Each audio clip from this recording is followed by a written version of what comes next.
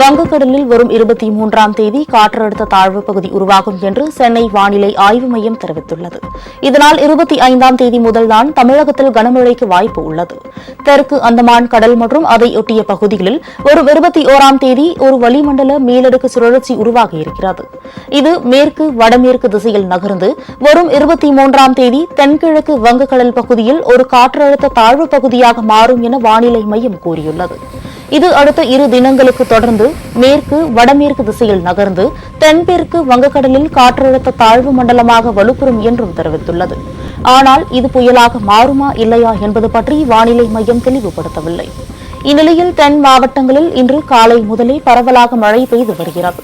சிவகங்கை மாவட்டத்தில் காரைக்குடி, கோட்டையூர், பள்ளத்தூர், கோவிலூர், கானாடு காத்தான் உள்ளிட்ட பகுதிகளில் சற்று பலத்த மழை பெய்திருக்கிறது.